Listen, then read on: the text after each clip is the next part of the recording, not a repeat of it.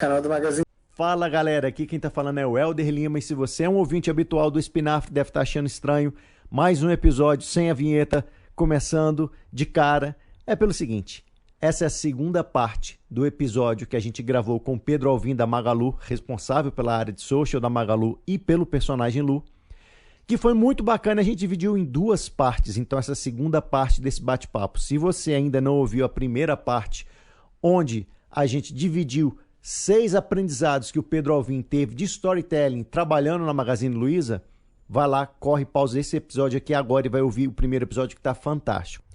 E nesse episódio a gente já vai começar com o quarto ensinamento que o Pedro tem para dividir e compartilhar com a gente de storytelling aplicado à Magalu. Então tenho certeza que vocês vão curtir tanto esse episódio, tanto quanto vocês curtiram o primeiro, que a gente teve feedbacks maravilhosos. A gente só tem a agradecer a nossa audiência por isso. E vamos direto então pro papo. A gente nem vai ter vinheta. Vamos embora.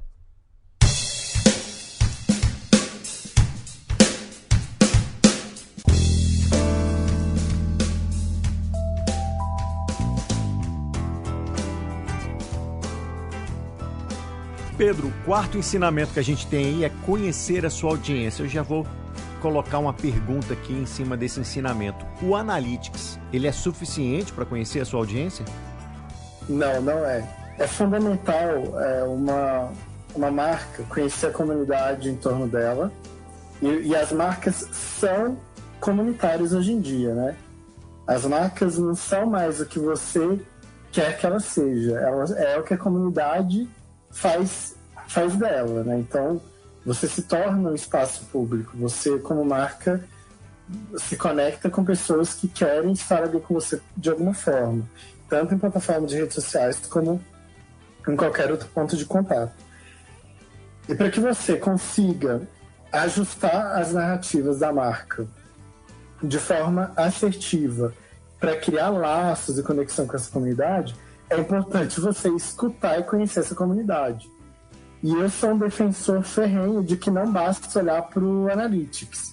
Não basta você ver os Analytics do site ou de plataformas de redes sociais. É importante você sempre considerar espaços de, digamos, ouvidoria, espaços abertos que te mostrem quem é a sua audiência. Eu brinco muito que eu tenho um dos maiores aprendizados que eu tive. Nós temos o maior canal de YouTube de um varejista no mundo. É o canal do Magazine Luiza, o primeiro do Brasil a ganhar um play de ouro de uma varejista. E quando a gente olhava no Analytics dele, a gente tinha um público majoritariamente 35+, 25, 35+. E um percentual muito pequeno de 7% com menos de 17 anos de idade.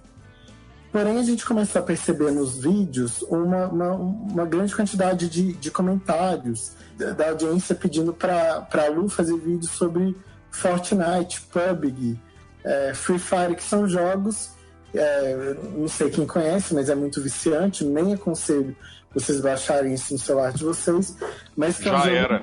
Já viciou todo mundo aqui ferrado. Mas é um jogo muito bem sucedido no Brasil e começando nos Estados Unidos para galera, para jovens, adultos, adolescentes ali, a galera na faixa entre os 12 e 17 anos.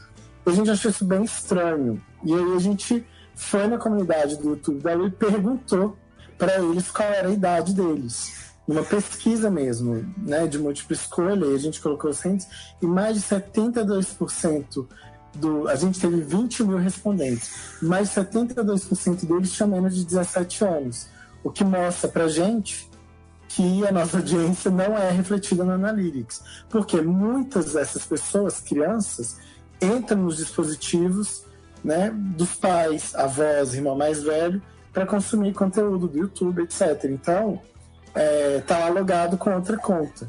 Se a gente não tivesse conhecido profundamente essa comunidade, a gente não teria adaptado a estratégia de conteúdo para eles e não teria consciência da responsabilidade que a gente tem por falar com essa audiência, com essa idade. Então, eu uso esse caso como exemplo porque quem se baseia só no Analytics pode estar fadado a cometer um grande erro estratégico de comunicação, conteúdo e de proximidade com a comunidade. Então, pratiquem a cultura de proximidade sempre. Legal, Pedro. Eu posso até falar de uma experiência meio de cadeira que eu senti isso daí, que é trabalhando com um dos nossos e-commerce. Quando você está fazendo um funil de conversão para um e-commerce, você começa a raciocinar logicamente no topo, que é a parte de awareness. Quando você está no awareness, você analisa no Analytics que a pessoa fique cada vez mais tempo no seu site, que ela passe um tempo de navegação conhecendo o produto, mesmo que ela não converta ali. E a gente tinha mandado um público, uma fonte de tráfego, uma audiência para esse site que a gente não estava gostando muito porque ela passava muito pouco tempo dentro do site. E antes da gente cortar essa audiência, a gente instalou o Crazy Eggs e começou a filmar as navegações dessas pessoas. E percebeu que, pelo contrário, aquela audiência era muito qualificada porque muita gente já chegava direto e ia para o carrinho de compra. Quando a gente ligou para esse pessoal, começou a estudar melhor e fazer perguntas, a gente percebeu que a gente estava levando um público para o tráfego que a gente estava julgando seja awareness, mas que eram pessoas que já conheciam a marca. Então elas já estavam prontas para tomar uma decisão de compra. E a gente quase cortou essa audiência achando que ela não era tão qualificada pelo tempo de navegação que ela estava tendo, que o Analytics informava para a gente. Isso é interessante a gente analisar isso, porque só o Analytics não vai te dar todos os inputs e você pode até tomar decisões erradas, como a gente ia tomar se a gente não tivesse o tempo de pegar o telefone e ligar para esse pessoal. O Analytics, eu não acho que você pode dispensá-lo. Ele é uma ferramenta extremamente necessária para que você entenda a amplitude, ou pelo menos o tipo de contato quantitativo, estatístico dos dados que você tem.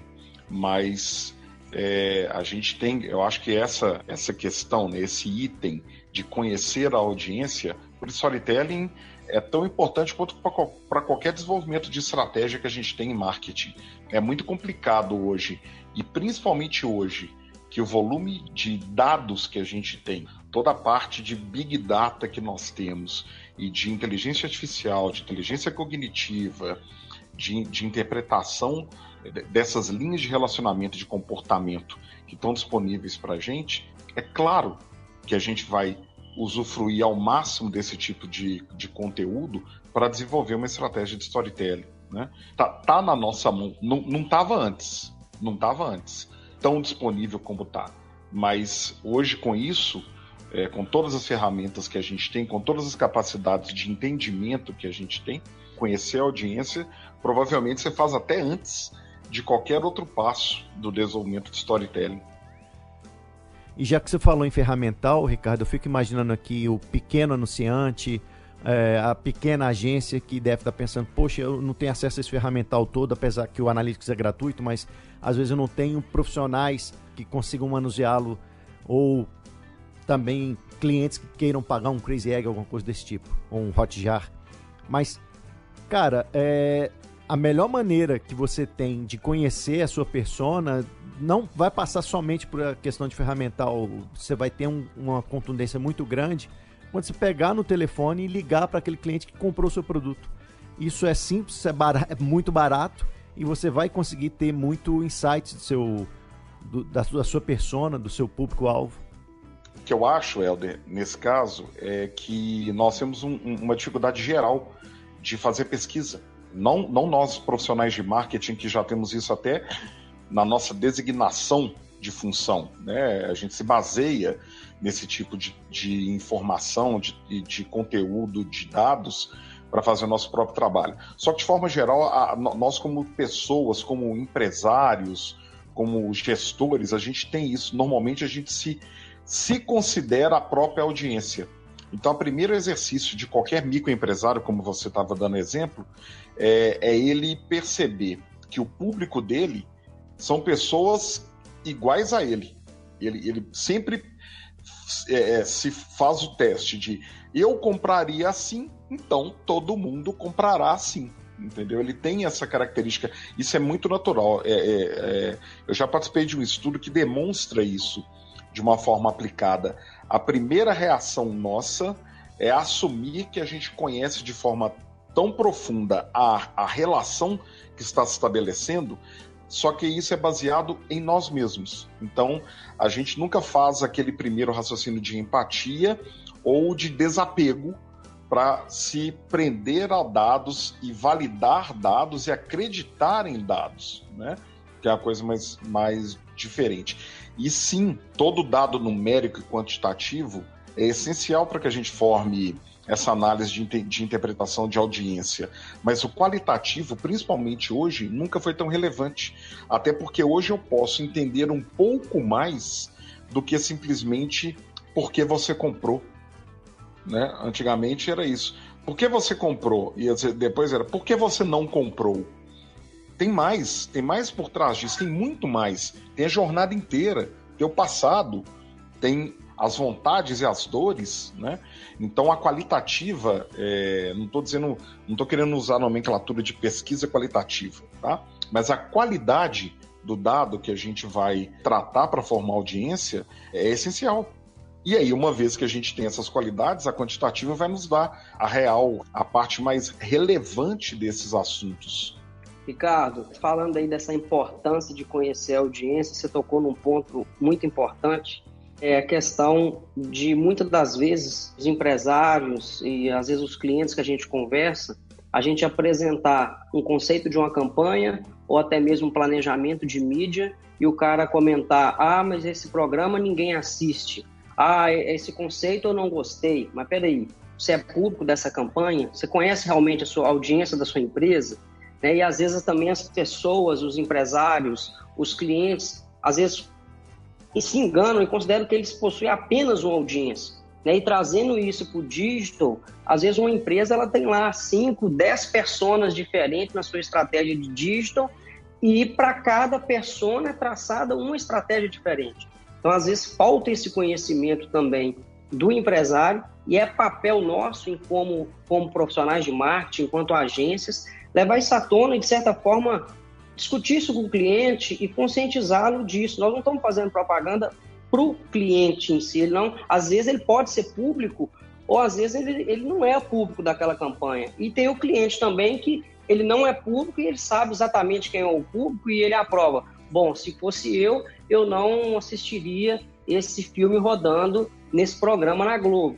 Mas o meu público assiste. Tá ok, tá aprovado. Então é muito importante realmente conhecer a audiência e saber dessa derivação desse target, né, desse persona no digital. Quantas personas a Magalu tem? A gente não desenha esse tipo de... A gente não traça esse tipo de estratégia baseada em personas. A gente nem acredita muito em clusterização, nesse formato de... É claro que a gente tem nossas audiências, né, segmentadas, mas a gente fala com a família brasileira, né? E não tem um desenho de estratificado das personas, não. Então você trata o público de forma geral, como se fosse um único público. Me explica melhor isso, Pedro. Em social media, nós tratamos as nossas comunidades e audiências baseadas na cultura de proximidade que a gente tem. A gente consegue perceber quem é a nossa audiência no Instagram, no YouTube, no Twitter e no Facebook, por exemplo, baseado nesse listening que é feito, na análise, claro, de várias interações que a gente tem, e a gente adapta muito da nossa estratégia de conteúdo, comunicação, para cada um dos canais baseados nisso. Quando a gente fala de cliente, aí tem um departamento, né, com foco nisso, nesse tipo de pesquisa, análise e regra de relacionamento, e aí considera-se o comportamento e as informações que a gente tem do grupo. Então depende muito também do nosso objetivo de comunicação em torno disso. Tem campanhas que a gente acredita na comunicação segmentada, mas baseado no comportamento e não em personas. E acaba também que o target da Magalu, pelo tipo de serviço, tipo de produto que ela vende, que é muito diversificado e até uma característica do segmento, acaba que ela se comunica com a família brasileira mesmo, como você disse. E acaba que não com públicos tão segmentados, né? Talvez seja até uma característica do seu próprio segmento. Se a gente fosse um varejo de nicho, talvez fizesse sentido desenhar personas. Mas nós vendemos um volume gigantesco de SKU. A gente tem um aplicativo com, hoje, um marketplace super bem desenvolvido. Então, deixa de fazer sentido esse tipo de de desenho numa estratégia de comunicação. É muito mais assertivo a gente pensar que a gente está falando com o Brasil, que a gente tem uma diversidade de audiência, até mesmo refletida na parte territorial, mas a gente está falando com praticamente todas as audiências, né? Nós somos uma marca mainstream, digamos assim. Então, funciona quando você tem isso mais um público com um comportamento um pouco mais bem definido. A gente é omnichannel, tem loja física, tem aplicativo, tem sortimento para qualquer nicho hoje em dia. Então, por isso que é uma metodologia que não faz sentido, talvez, nessa estratégia de comunicação. E a Lu é a Lu para todas as audiências. Exato. A Lu, ela tem um papel dentro do ecossistema da marca, Ricardo, que ela é uma especialista em tecnologia. A gente tem como propósito de marca digitalizar o Brasil. Não é à toa, porque a gente acredita que a inclusão social, ela só vai existir com a inclusão digital das pessoas. Que a exclusão digital vai excluir socialmente as pessoas. A gente está falando do Brasil, e acreditem, a gente tem, acho que 70 milhões de brasileiros sem acesso à internet. Então, é muito bolha, né? Quando a gente fala, eu falava de bolha, é justamente isso. Sem contar as pessoas que não têm acesso a crédito. Vocês já pararam para pensar que se você não tem um cartão de crédito, você não pode assinar o Netflix? Ou comprar um aplicativo numa das stores aí do celular? E por isso que existem aqueles cartões pré-pagos, por exemplo. Então, a gente é uma marca que quer digitalizar o Brasil no sentido de levar acesso de muitos daquilo que é privilégio de poucos. Então, a gente faz isso através de acesso a dispositivos conectados, a gente vende com condições especiais esses dispositivos, a gente tem que dar acesso à internet. Então, a gente tem uma operadora de telefonia que chama Maga Mais. Em todas as nossas lojas tem Wi-Fi gratuito. Você fala numa realidade de São Paulo, isso pode não ser o diferencial. Mas se você vai para o interior de um estado do Nordeste, tem pessoas que ficam na porta da loja da cidade para poder usar a internet. E o terceiro pilar é dar conhecimento para as pessoas. Não adianta ela comprar um smartphone se ela não souber usar ele e o potencial que ele tem para ela. Então, a Lu, ela atua muito nesse terceiro pilar. Através dos conteúdos, a estratégia dela de conteúdo, ela traz informações, life hacks, notícias de atualizações, dicas e curadorias de aplicativo para que as pessoas possam ir se digitalizando.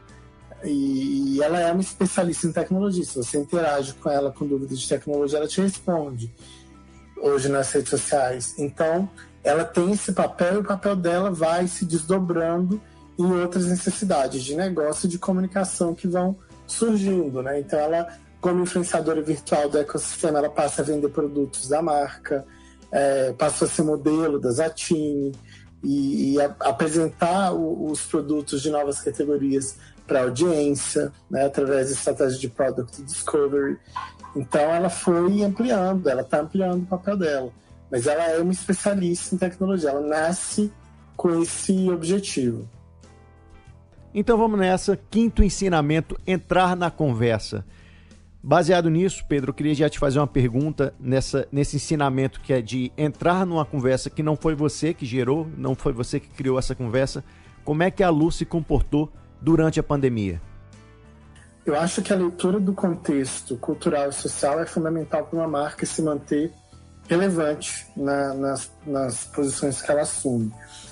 Durante a pandemia, a gente fez um listening gigantesco e, claro, a gente estava praticando a empatia constantemente. Em primeiro lugar, a gente tirou o sorriso da Lu. Ela parou de sorrir no primeiro mês, segundo mês, traduzindo o sentimento das pessoas de apreensão, medo, insegurança. No segundo momento, ela passou a trazer conteúdos que deixassem a vida das pessoas mais leve. Ela trazia dicas de limpeza, higienização, como aplicativos que poderiam ajudar as pessoas, e etc.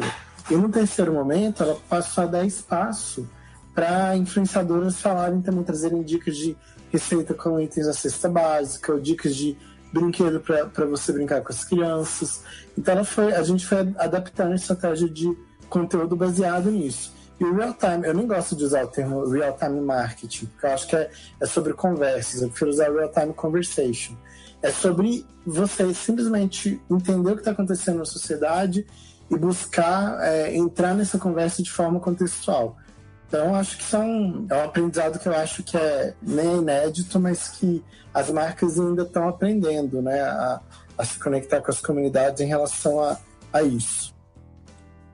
Nessa velocidade cultural onde os conceitos são colocados em perspectivas de uma maneira que muitas vezes a gente não é de senso comum, a gente não corre um risco muito grande como marca de entrar fora do tom e fora do time correto em uma conversa. Dar um exemplo aqui que não é da área de social, mas talvez exemplifique o que eu estou querendo dizer. Com a explosão das manifestações que ocorreram em 2013, o Jabor veio ao Jornal da Globo e colocou quase que todo mundo como Black Blocs. Depois ele fez o meia-culpa, mas é muito latente isso, é você não ter, pela velocidade como as coisas estão acontecendo, os conceitos, você não conseguir ter uma leitura cultural muito correta daquele momento e entrar fora do tom, entrar com a leitura deturpada, com um senso comum que imediatamente é desconstruído. Como é que você vê esse risco para as marcas?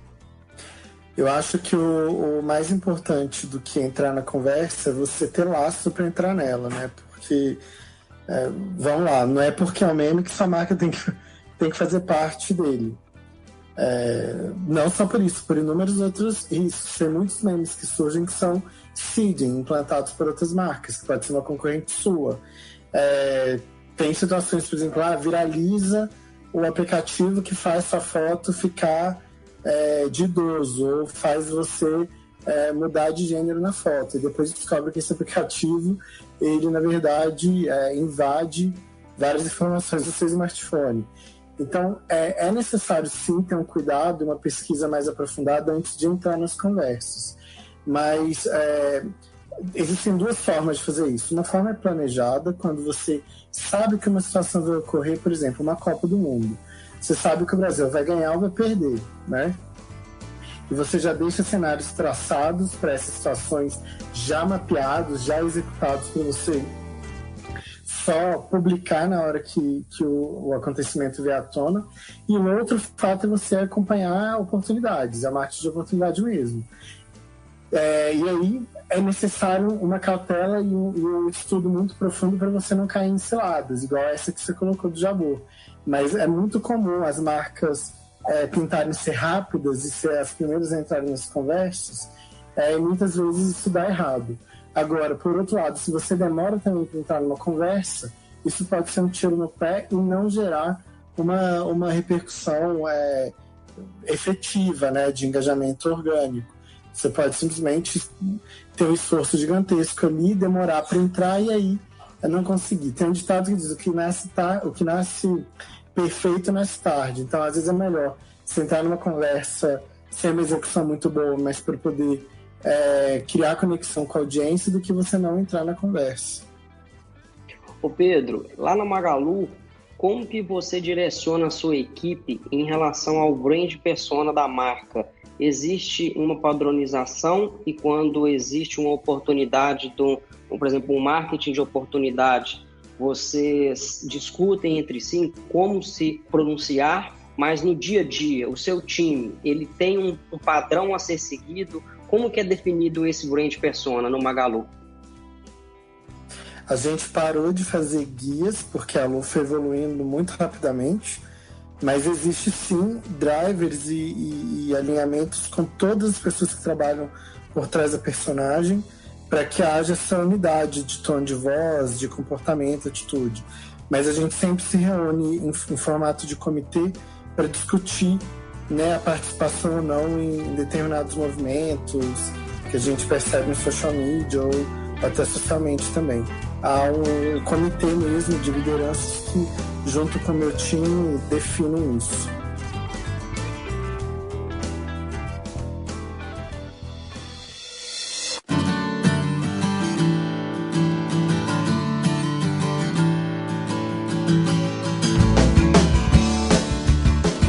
O ensinamento que o Pedro trouxe para compartilhar aqui com a gente é a sua consistência na humanização de storytelling. Eu acho que a gente já até trocou aqui sobre isso, né? A importância de de ser consistente mesmo. Eu acho que quando você tem bem claro definido suas estratégias, o posicionamento da sua marca, aonde você quer chegar, torna a jornada e a construção da história mais fáceis, né? Se você é uma marca que se preocupa com as mulheres, o storytelling por trás disso, ele acaba fluindo melhor.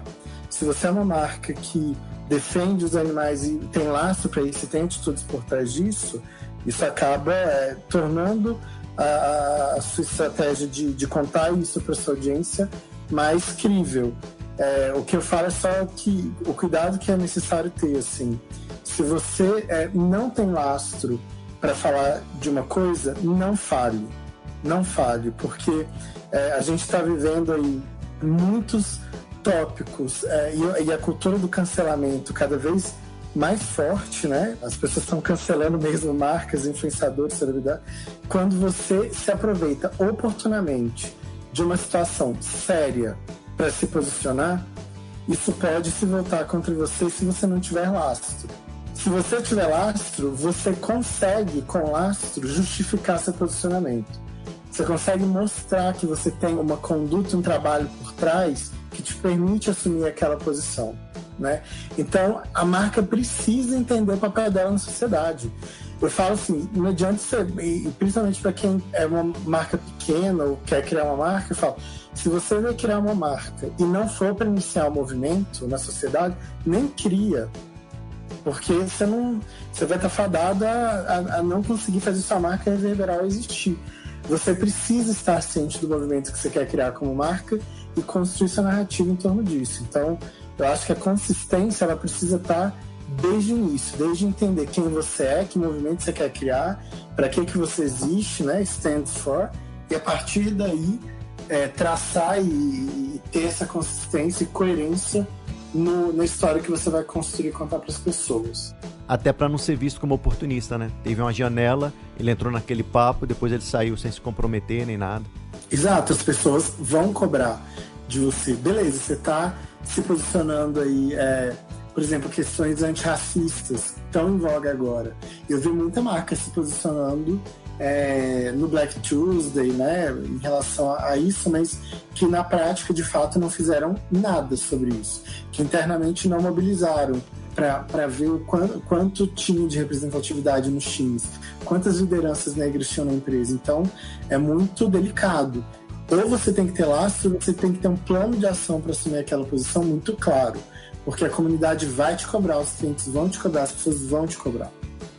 Ô Pedro, isso que você falou tem muito a ver em fazer esse link dessa humanização do storytelling com o próprio propósito da empresa, né? Dessa dor, dessa causa.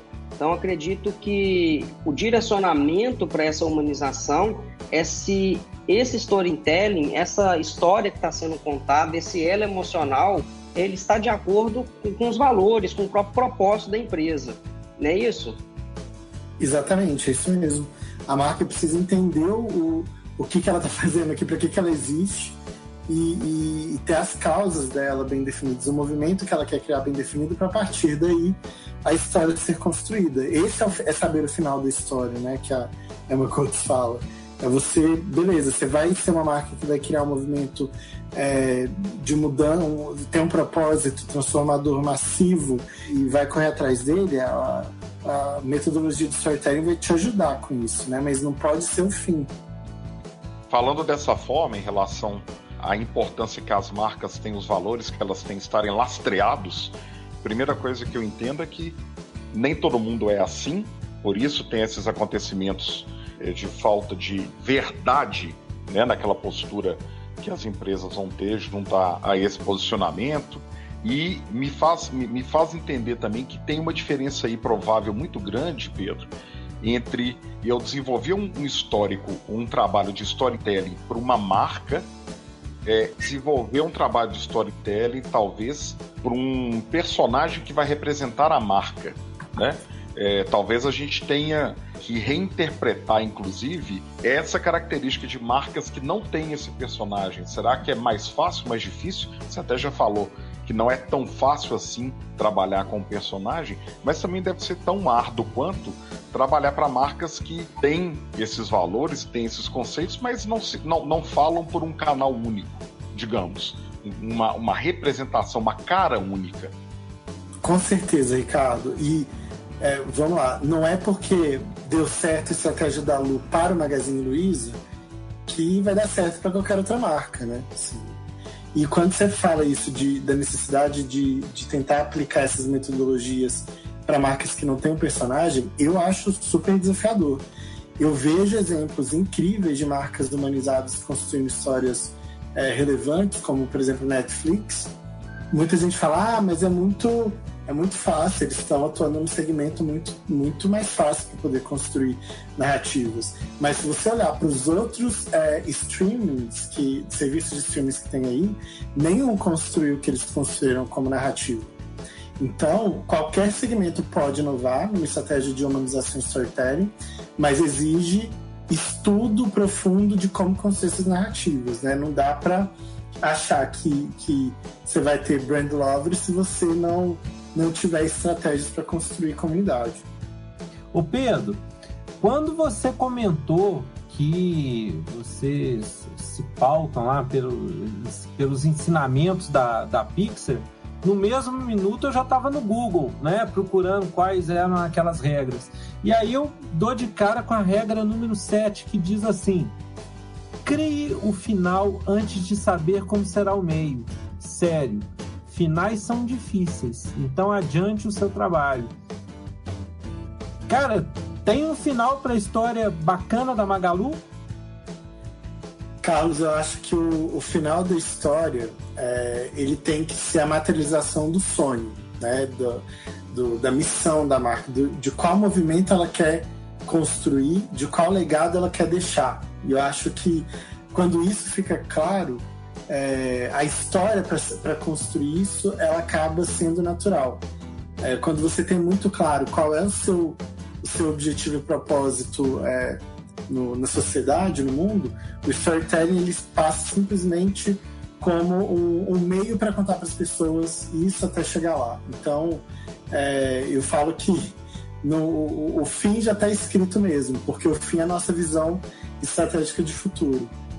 Acho que a marca que não tem isso deveria ter, porque a partir daí você pode construir essas narrativas e, quem sabe, transformar as narrativas em cases incríveis, cases globais, como eu considero, por exemplo, da Lu.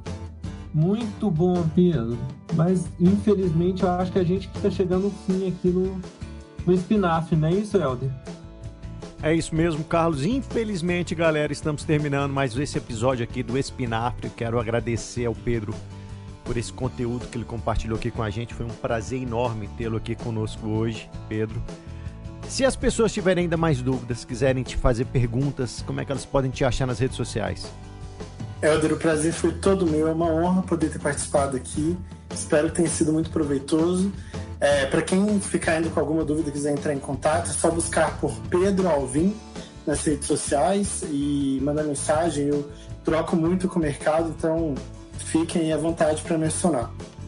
É só Pedro Alvim em qualquer rede social? Isso. Então você foi muito ninja. Você foi o primeiro no Facebook também? Todos. Ou é Pedro Alvim ou Pedro Otávio Alvim, mas por Pedro Alvim já me acho em todos. É maior, Pedro. Já tô te conectando. Pode me adicionar aí. Galera, muito obrigado. Obrigadão, Luiz.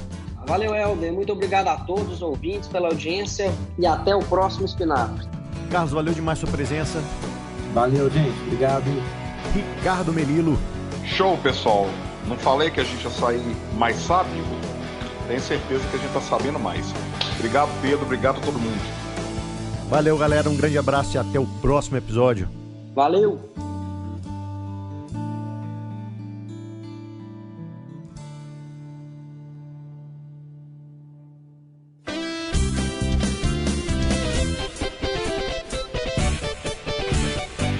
Espinafre, a vitamina da propaganda. O podcast do Sinapro MG.